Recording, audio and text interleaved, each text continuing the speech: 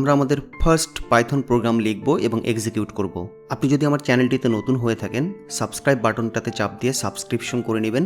আপনার সাবস্ক্রিপশন এই চ্যানেলটিকে গ্রো করতে হেল্প করবে। নোটিফিকেশন পাওয়ার জন্য বেল আইকনটিতে ক্লিক করে টার্ন অন করে নেবেন। আর ভিডিও যদি ভালো লেগে থাকে, লাইক বাটনটাতে একটা চাপ দিয়ে দেবেন। আমি নূর সিদ্দিক, bongoDev চ্যানেলটির পক্ষ থেকে আপনাদের স্বাগত জানাচ্ছি।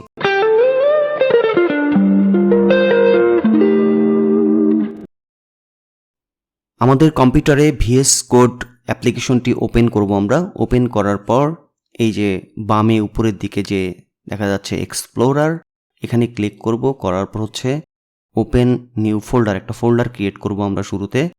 তো এটা কম্পিউটারের যে কোনো জায়গায় হতে পারে, তো আমি ডেস্কটপে ক্রিয়েট করছি।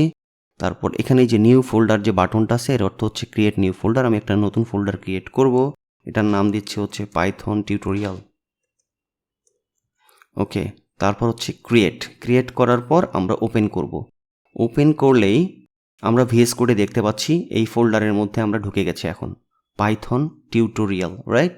তো এই ফোল্ডারের মধ্যে এসে আমরা এখন একটা পাইথন ফাইল ক্রিয়েট করব। ফাইল ক্রিয়েট করার জন্য এই যে এখানে প্লাস যে বাটনটা আছে, এখানে দেখাচ্ছে নিউ ফাইল, তার মানে হচ্ছে ক্রিয়েট নিউ ফাইল।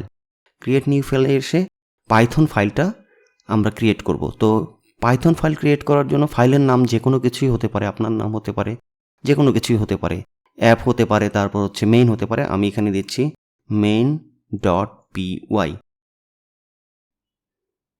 মেইন হচ্ছে ফাইলের নেম, আর এই যে .py এতটুকু হচ্ছে এক্সটেনশন। পাইথন ফাইল ক্রিয়েট করার জন্য .py এক্সটেনশন দিয়ে ফাইল ক্রিয়েট করতে হয়। তারপর আপনার কিবোর্ডের এন্টার বাটনটা চাপ দিলেই ফাইলটা ক্রিয়েট হয়ে যাবে। এখন আমাদের কাছে একটা ফাইল আছে main.file। এই ফাইলের মধ্যে আমরা আমাদের ফার্স্ট প্রোগ্রাম লিখব। তো আমি লিখছি প্রথমে প্রিন্ট প্যারেন্থেসিস বা first bracket double quotation welcome to the Python world. Okay, fine. আমরা কম্পিউটারকে এখন বলতেছি তুমি প্রিন্ট করবা welcome to the Python world. এটা হচ্ছে একটা ইনপুট, কম্পিউটারকে ইনপুট দিয়ে আমরা আউটপুট নিব। আর এই প্রিন্টটা কিন্তু কোনো কাগজে বা প্রিন্টারে প্রিন্ট না, এটা কম্পিউটারকে বলতেছি এই ইনপুট দিয়েছি, আউটপুটটা আমরা কম্পিউটারের কোনো একটা জায়গায় দেখব। এই আউটপুটটা কোথায় দেখি? আমরা সাধারণত টার্মিনাল, কমান্ড প্রম্পট বা পাওয়ার শেলে দেখি। তো সেই সমস্ত ইন্টারফেসের মতো আমাদের ভিএস কোডেও একটা টার্মিনাল আছে। এই যে এখানে ট্রায়াঙ্গেল বা ত্রিভুজটা দেখতে পাচ্ছি, যে এখানে ক্লিক করা লাগবে। ক্লিক করলে টার্মিনাল নামে একটা জিনিস এখানে দেখতে পারবো, অনেকগুলো জিনিস, তার মধ্যে টার্মিনালে ক্লিক করব। তো আমাদের কাছে এখন টার্মিনাল আছে, এই ইনপুটের আউটপুটটা এখানে আমরা দেখতে পারবো। তো এটা এক্সিকিউট করার নিয়ম হচ্ছে এখানে লিখতে হবে পাইথন। শুরুতে আপনারা পাইথন ভার্সনটা চেক করে নেবেন, হ্যাঁ, পাইথন অথবা পাইথন 3 যে কোনো একটা কিছু লিখে দেখবেন স্পেস ড্যাশ ড্যাশ ভার্সন, হ্যাঁ, এটা এন্টার করলে আমাকে দেখাবে পাইথন 3। তো আপনারা চেক করে নেবেন যে পাইথন 3.9, 3.8 বা 3.7 যেটাই হোক, এই ভার্সনটা 3তে আছে কিনা, সেটা কি লিখলে দেয়, এটা কি আপনার পাইথন লিখলে দেয় নাকি পাইথন 3 লিখলে দেয়। তো সেইটা প্রথম কমান্ডটা সেইটা হতে হবে যে পাইথন 3 অথবা পাইথন। তারপর আমাদের এই ফাইলের নামটা কি, main.py। এন্টার দিলাম। কংগ্রাচুলেশনস, আমরা আমাদের ফার্স্ট প্রোগ্রাম লিখেছি এবং সেটাকে এক্সিকিউট করলাম। টার্মিনালের মধ্যে আমাদের কম্পিউটার প্রিন্ট করে দিয়েছে welcome to the Python world, এবং সেই সাথে আমিও আপনাদেরকে পাইথন লার্নিংয়ে ওয়েলকাম জানাচ্ছি। প্রিন্ট কি? আসলে আমরা যখন পাইথন ইনস্টল করেছি, তো পাইথন ডিফল্ট কিছু জিনিসপত্র আমাদের লাইফকে অনেক ইজি করার জন্য দিয়ে দিয়েছে। এগুলো ফাংশন হতে পারে, তারপর হচ্ছে মডুল হতে পারে। তো ফাংশন কি, মডুল কি, আমি এগুলো পরে এক্সপ্লেন করব। জাস্ট মনে রাখার জন্য মনে রাখেন যে প্রিন্ট নামে একটা ফাংশনস আছে, যেটা হচ্ছে পাইথন যখন ইনস্টল করছি তার সাথে ডিফল্ট বা বিল্ট ইন আসছে। আমরা জাস্ট এখানে এই ফাংশনটাকে রিইউজ করব। এটা পাইথনের একটা ডিফল্ট বা বিল্ট ইন ফাংশন। তো প্রিন্ট লিখে যখন এখানে এক্সপ্রেশন বা স্টেটমেন্টটা কমপ্লিট করলাম, এখন এখানে এই ফাইলটাকে এক্সিকিউট করলে পাইথন অথবা পাইথন 3 আপনাদের কম্পিউটার যেটা কাজ করে, লিখে এই ফাইলের নামটা দিয়ে এন্টার দিলেই সে আমাকে আমার পাইথন কোডটাকে এক্সিকিউট করে দিল। আর এটাই হচ্ছে আমাদের ফার্স্ট প্রোগ্রাম, রাইট? তো এখানে এই যে প্রিন্ট লিখছি, প্রিন্টের পর আমি ফার্স্ট ব্র্যাকেট বা প্যারেন্থেসিস দিলাম। প্যারেনথিসিসের মধ্যে একটা কোটেশন ছিল, রাইট? এটাকে কোটেশন বলি বা কোড বলি আমরা। তো এই কোটেশনটা আমাদের টেক্সট লেখার জন্য ব্যবহার করা হয়, যেটাকে আমরা বলি স্ট্রিং। কি বলি? String, STRING, string. তো এই কোটেশনের মধ্যে আমাদের টেক্সট লিখতে হয়। টেক্সটকে কোনো কিছু টেক্সট দিয়ে কোনো কাজ করার জন্য আমাদের কোটেশন, এটা সিঙ্গেল কোটেশন হতে পারে বা ডাবল কোটেশন।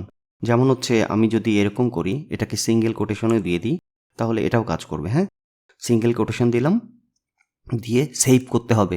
সেভ করে Ctrl+S দিয়ে সেভ করে তারপর হচ্ছে টার্মিনালে এসে আমি আমার প্রোগ্রামটাকে রান করব।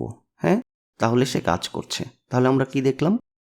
এই প্রিন্ট করার জন্য প্যারেনথিসিসের মধ্যে সিঙ্গেল কোটেশন বা ডাবল কোটেশন ব্যবহার করা হয়।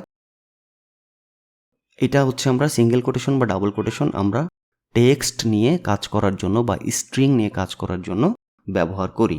তারপর এখানে আবার লিখতে পারি আমরা প্রিন্ট 2+3। হ্যাঁ, বললাম যে 2+3 যোগ করে দাও আমাদেরকে। ওকে, আমরা যখন এখানে এক্সিকিউট করতেছি আমাদের কোডটাকে, পাইথন এবং ফাইলের নামটা দিলাম, দিলে সে আমার প্রথম লাইনটা এক্সিকিউট করে দিল, welcome to the Python world. তারপরে এক্সিকিউট করে দিল 2 আর 2 এর যোগফল হচ্ছে 4। এভাবে আমাদের পাইথন কোড এক্সিকিউট করতে হয়। তো আপনাদের জন্য একটা কুইজ থাকবে। আমার প্রত্যেকটা টিউটোরিয়ালেই, প্রত্যেকটা ভিডিওতেই কম বেশি কুইজ থাকবে, যাতে আপনারা প্র্যাকটিস করতে পারেন এবং আপনাদের বুঝতে অনেক সুবিধা হয়। এই জিনিসগুলোকে আমি কমেন্ট করে রাখি। পাইথনে কমেন্ট করার জন্য বা নোট করার জন্য আমরা হ্যাশ ইউজ করি। হ্যাঁ, এখানেও হ্যাশ ইউজ করি। ওকে, তো হ্যাশের মতো হ্যাশ দেওয়ার অর্থ হচ্ছে এখানে আমি একটা কমেন্ট করে রাখলাম বা নোট রাখলাম, পাইথন বুঝে নেবে ও এটা একটা নোট, এগুলোকে সে আর এক্সিকিউট করবে না। হ্যাঁ, এই ফাইলটাকে এই যে সেভ করি আমরা, কেন সেভ করতে হচ্ছে? আপনারা যদি এখানে উপরে দিকে দেখেন, এই যে একটা গোল চিহ্ন আছে, হ্যাঁ, সাদা একটা গোল সার্কেল, তার মানে এই ফাইলটা সেভ করা নাই। আমি এখন সেভ Ctrl+S বা Command+S দিলে সেভ হয়ে যাবে। যদি এখন এক্সিকিউট করি, পাইথন আর আমার ওখানে এক্সিকিউট করছে না, রাইট? তো কমেন্ট করার অর্থ হচ্ছে কমেন্ট করে রাখা বা কোনো নোট রাখা। তো পাইথনে আসলে কমেন্ট করার জন্য একটাই পদ্ধতি, এই হ্যাশ। যতগুলো লাইন থাকবে যতগুলো লাইনকে আমরা কমেন্ট করতে চাই, ততগুলো লাইনকেই কমেন্ট করে দিতে হবে। তো আমি যদি এখানে যাই, আমার একটা লাইনে কমেন্ট করার জন্য এরকম করতে হয়। মাল্টি লাইন করার জন্য আপনারা পুরোটা সিলেক্ট করবেন। সিলেক্ট করার পর কন্ট্রোল বা কমান্ড আর ফরওয়ার্ড/ অথবা কোশ্চেন যে বাটনটা আছে সেটাতে চাপ দিলেই হবে। কমান্ড বা কন্ট্রোল ফরওয়ার্ড/ দিলে সবগুলো লাইন কমেন্ট আউট হয়ে গেল। এখন আর এক্সিকিউটেবল না এই লাইনগুলো আমার। এখন দেখেন আমি লিখছি প্রিন্ট ফার্স্ট। আমরা কিন্তু এখানে সিঙ্গেল কোড ইউজ করছি, রাইট? ওকে, এখানে লিখলাম হচ্ছে থার্ড, এখানে লিখলাম হচ্ছে সেকেন্ড।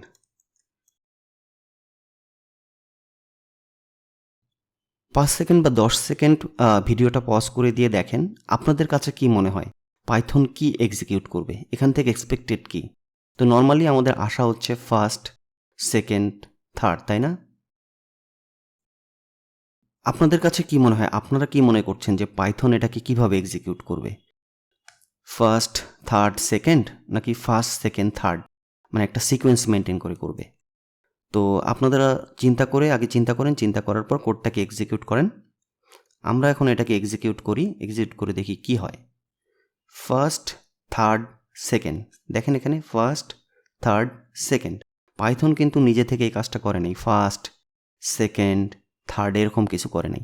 সে প্রত্যেকটা লাইন একটার পর একটা এক্সিকিউট করেছে এবং প্রিন্ট করেছে। পাইথনে প্রোগ্রাম আমরা যখন লিখি এবং এক্সিকিউট করি, পাইথন এই লাইন বাই লাইন রিড করে এবং এক্সিকিউট করে। পাইথন প্রথমে দেখেছে এটা কমেন্ট করা, ফাইন, সে 3 নম্বর লাইনে চলে আসছে।